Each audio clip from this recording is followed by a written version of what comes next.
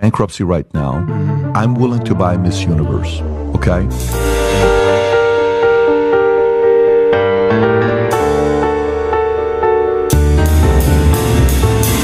Bilyonaryong businessman na si Patrick Bet David bibilhin kay Anja Kraptatap ang Miss Universe.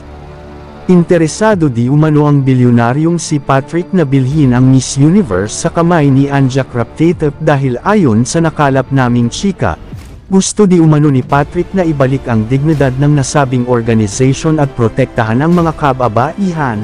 Ayon pa dito, hindi na daw makatarungan ang ginagawa ng bagong owner ang pagbabago sa mga rules at regulations nito kaya napagtanto nito na bilhin ang nasabing organization. Handa di anong gumastos si Patrick mabili lamang ang Miss Universe, kahit gumastos pa siya ng ilang bilyong dolyar dahil kayang-kaya naman niya itong bilhin sa kamay ng Thai trans na si Anja Kraptatap.